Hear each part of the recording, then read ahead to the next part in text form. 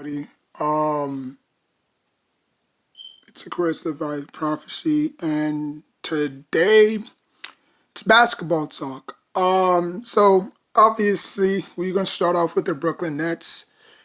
Um, I mean, if you really look at the Brooklyn Nets schedule, it's very favorable. Outside of the Phoenix Suns and obviously my Knicks, Uh, and obviously the Cavs, I'm saying I think the last time the Nets played the Cavs, it was close, but and they faced them twice too. But I can really see the Brooklyn Nets going on a seven-game winning streak. I can see them beating. I can see them beating the Golden State Warriors. Now, obviously, the Golden State Warriors is the only team right now that's probably gonna give the Brooklyn Nets problems. Now it's either gonna end in a shootout because obviously I don't think neither of the teams are good defensively. So it's gonna be a shootout. So you might probably be like in the one thirties, 135 to 147 or 127 to 131, something like that. So if you're a betting guy, take the over in that game because you know that they're going to shoot the lights out of that ball. You know what I'm saying? But other than that, they got the Pelicans that's coming up next. They got the Thunder. They got, no, no, no. First, they got the Pelicans, and then they got who else? They got the Pelicans coming up next, and then they got the Thunder, and then they got the Golden State Warriors, and then they got the Cavs, and then they got the Magic, and then they got the Cavs again, and then after that they got the Suns on the 27th, and then they got my Knicks on the 30th. So I could possibly see the Nets going on a seven-game winning streak. Because I don't see them losing to either of those teams. The first five teams I don't, or probably the first seven teams I don't see them losing to until they face the Suns. You know what I'm saying? Um, but yeah, man. Just let me know what you think in the comment section down below.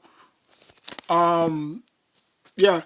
So, anyways, my Knicks are taking on the Charlotte Hornets.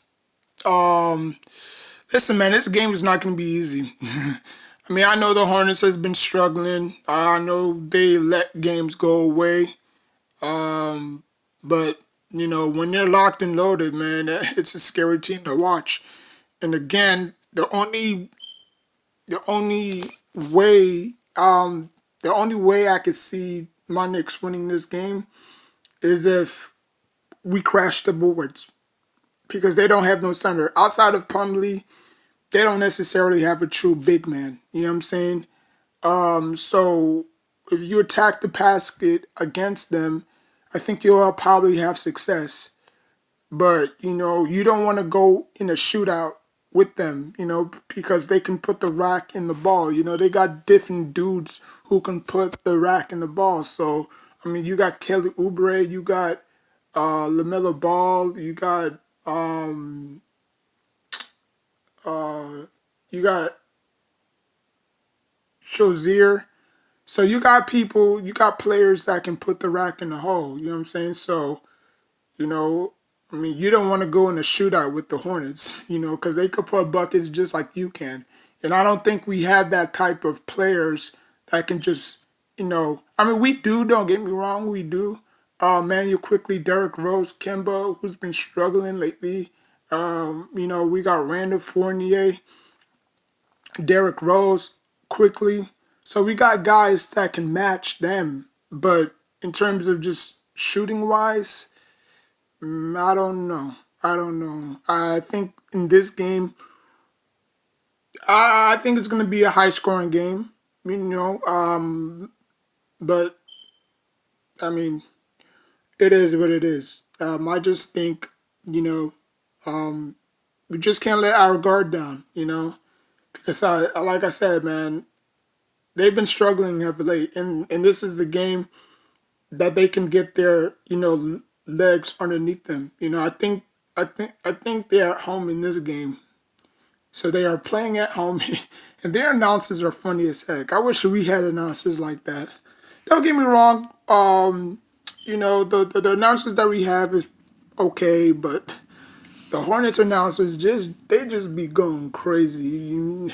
Like imagine them announcing football games.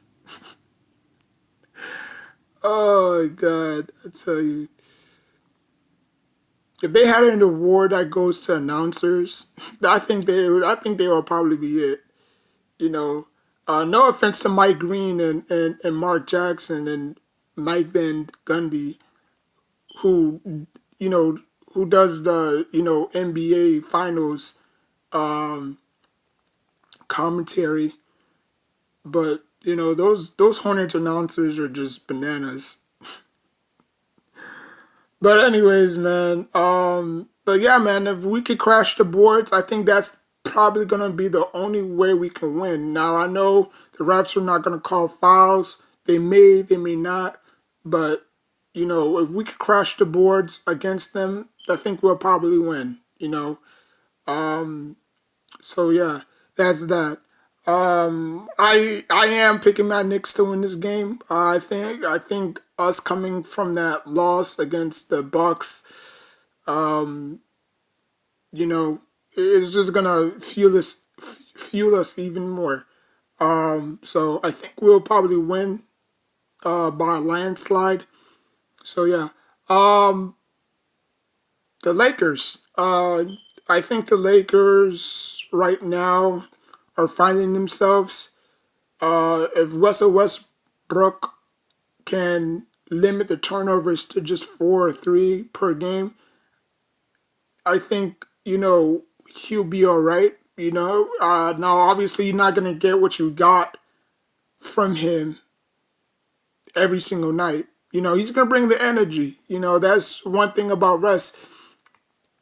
He's never gonna cheat the game. You know what I'm saying? Like he's gonna give you 110%. You know, like he's like an energizer bunny. So he's gonna give you everything that he has.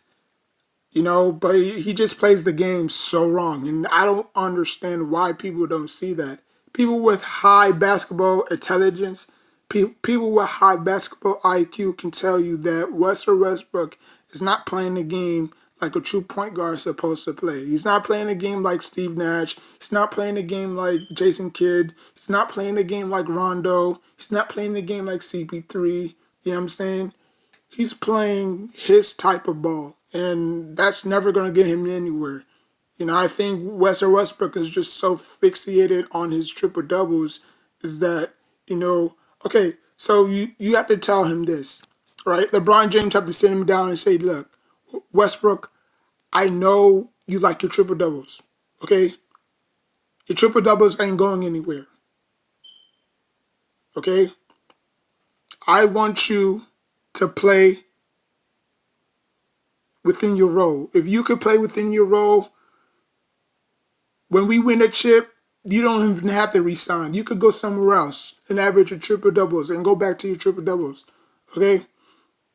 But for right now, we need you, So it is what it is at the end of the day. But like I said, if Westbrook could change his or tweak and change his game, it's for the better, So that's it. That's really nothing much. The Nets are gonna cruise over the Pelicans.